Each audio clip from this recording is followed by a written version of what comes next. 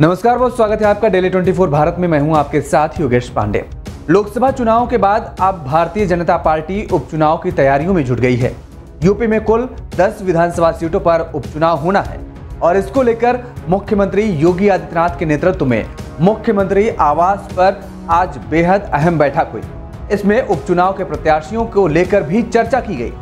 योगी ने अपने कैबिनेट के मंत्रियों को विधानसभा सीटों की जिम्मेदारी दी है और कहा जा रहा है कि इन मंत्रियों ने अपने फीडबैक में ईमानदार और जिताऊ कैंडिडेट चुनने पर जोर दिया है। बता दें कि बीजेपी को सभी 10 सीट पर जीत दिलाने के लिए 30 मंत्रियों की एक टीम भी बनाई गई है। बैठक से निकलने के बाद कैबिनेट मंत्री सुरेश खन्ना ने कहा कि जिस प्रकार से हम आजमगढ़ और रामपुर उपचुनाव जीते थे, उसी तरह सभी 10 सीट जीतेंगे। वहीं मंत्री स्वतंत्र देव सिंह ने बताया कि बैठक में विकास परियोजनाओं और बाढ़ की स्थिति समेत कई मुद्दों पर चर्चा हुई है। उन्होंने कहा कि सभी 10 सीटें जीतनी हैं और इसीलिए उस पर भी चर्चा हुई है। बैठक में विकास बाढ़ है और ये सभी की चर्चा होती है।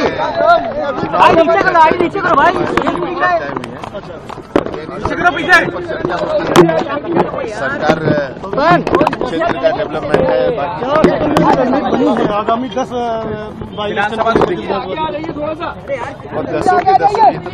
विधानसभा, इसलिए उस पर भी चर्चा हुई। बाकी अपने संगठन की तरफ से कौन मंत्रिमंडल की बैठक, संगठन के लोग नहीं थे। चुनाव को लेकर भी चर्चा हुई है, उसमें चुनाव की भी चर्चा हुई। वहीं सहयोगी मंत्री संजय निषाद ने कहा है कि उपचुनाव की 10 सीटों पर कैसे जीत दर्ज हो, इसको लेकर बैठक में चर्चा हुई है। संजय निषाद ने कहा कि हमने बैठक में बताया कि झूठ बोलने वालों की संख्या अधिक है, भ्रम फैलाकर और झूठ बोलकर वोट लिया गया है। कार्यकर्ताओं और संगठन के लोगों को फिर से दुरुस्त करके उनमें जोश भरने का निर्देश भी दिए गए हैं।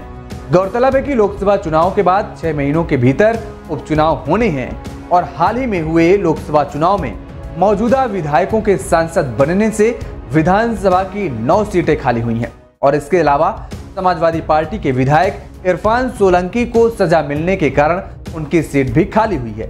इस तरह करहल, मिल्कीपुर, सीसामऊ, कुंदरकी, गाजियाबाद, फूलपुर, मझवा, कटेहरी, खैर और मीरापुर समेत प्रदेश की कुल 10 विधानसभा सीटों पर उपचुनाव होना है।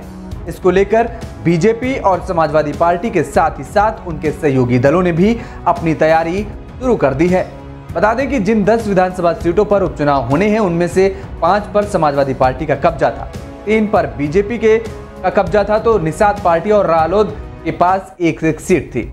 समाजवादी पार्टी के पास मैनपुरी की करहल, अयोध्या की मिल्कीपुर सीट, मुरादाबाद की कुंदरकी और अंबेडकर नगर की कटहरी सीट, इसके साथ कानपुर की सीसामऊ सीट भी सपा के पास थी। गाजियाबाद, फूलपुर और अलीगढ़ की खैर बीजेपी के पास थी।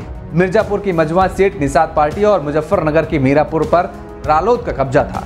लोकसभा चुनाव 2024 में जिस तरह बेहतर प्रदर्शन करते हुए समाजवादी पार्टी ने 80 में से 37 सीटों पर जीत हासिल की है, उससे उपचुनाव में भी उसका दावा मजबूत माना जा रहा है। योगी की कैबिनेट में दोनों डिप्टी सीएम केशव प्रसाद मौर्य और ब्रजेश पाठक को नहीं बुलाया गया क्योंकि दोनों को किसी विधानसभा सीट की जिम्मेदारी नहीं दी गई है। उपचुनाव में बीजेपी के लिए राह आसान नहीं होगी। लोकसभा चुनाव के नतीजों ने सारे समीकरण बदल कर रख दिए हैं। यूपी में बीजेपी मात्र 33 सीटें जीत पाई है और इसके साथ ही उसका वोट शेयर भी घटकर अब 41% तक रह गया है। ऐसे में भारतीय जनता पार्टी के सामने ये उपचुनाव होने वाले 10 विधानसभा की सीटों पर अपना झंडा फहराना बेहद जरूरी हो गया है, क्योंकि सभी राजनीतिक दलों का फिलहाल जो फोकस उत्तर प्रदेश में है वो 2027 के विधानसभा चुनाव को लेकर है। मेरे साथ फिलहाल इतना ही। खबरों के लिए आप देखते रहिए डेली 24 भारत। नमस्कार।